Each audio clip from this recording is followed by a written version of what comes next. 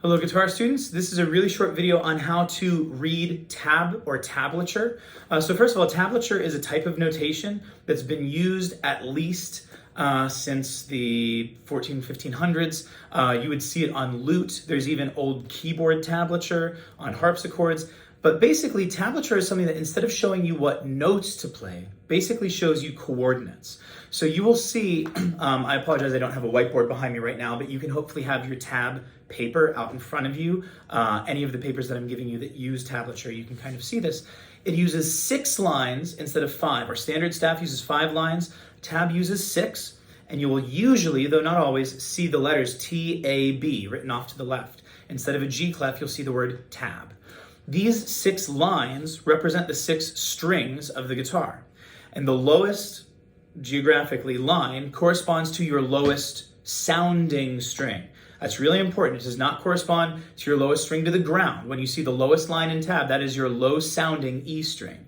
When you see the next string that's above that, that's your A string, right? So you're still visually being able to see pitch-wise what's going on high and low in tablature. It looks slightly different, pardon me, from if you were actually looking at it geographically. So that's basically what's going on with the different lines. The lines represent strings, and on each of those strings you will see a number. Those numbers tell you very simply, play this fret on the given string. So if you see a 3 written on the lowest line of your tab, that's telling you to play your low G, the G on the low E string. That's what it's telling you. It's saying put your finger on that 3rd fret.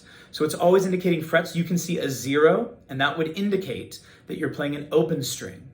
So for example, if I were to take our E minor chord that we learned the first day of class, and I wrote that out in tablature, from bottom to top, it would read 0, 2, 2, 0, 0, 0, because the low E string is open. The next strings, the A and D strings, you use the 2nd fret, and then the top 3 strings, G, B, and E, are also open. That's what it would look like. When you see notes written on top of each other, that means they're played at the same time. So if I wrote out that E chord that I just described to you, I would put them all right on top of each other. 0, 2, 2, 0, 0, 0.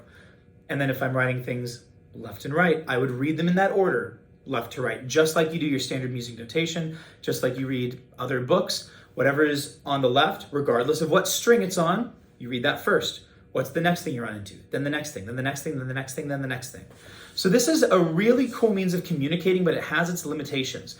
The advantages of tab are, first of all, I can very quickly show you exactly where to put your fingers. It's also helpful in some circumstances where there might be a bunch of ways to play the same thing, and I want to very clearly express to you, I want you to play it this way. It's also really nice because you can get yourself playing things that you don't really know how to do yet, things that you couldn't read in standard notation. Now, I do want to put a caution on that, which is that you can limit yourself. If you play too much stuff that you're just like, oh, I'm playing the notes because I see them, I don't actually know what they do or why they're there. That can get tricky, but I would say this. You can go online right now to your favorite search engine and type in pretty much any song that you would want to listen to, especially any song that has a specific guitar part, but even without, maybe you could. And you could type in I don't know, let's say, You Really Got Me by Van Halen. You Really Got Me, tab, just the word tab, T-A-B, and you search that and you'll find a bunch of different options that you can click on. Do this, by the way, on your computer, not on your phone. On your phone, a lot of times the formatting is going to get really mixed up wherever you go. And you'll probably find a site that has written out the tablature of whatever the guitar part is being played for the song in question. So you can pretty much pick any song that you would want to, and you could look at how to play it. Now, that doesn't always mean necessarily that you're going to be able to, or that it's going to make sense, but you can find it. You can find that music pretty much anywhere available to you, and all you have to know is how to read that tablature. One thing you'll run into a lot, especially in a circumstance like where you're looking it up for a free online thing, is that tablature tells you where the notes are, but it doesn't tell you what the rhythm is. It doesn't tell you when to play them. So a lot of times tab is used with your ear. So you might be figuring out the rhythm of a part that you know or a riff that you know by ear, and then you might be using the tab to simply show you where to put your fingers. However, some tab, especially ones like if you find it in a magazine or if you're paying for something or if you have it on a really nice program, might have rhythm slashes underneath it that actually show you the rhythm of each individual note. So you can see that sometimes as well. For now, what's important is simply that you understand how to read tablature so that when needed, we can communicate in that way. Happy practicing.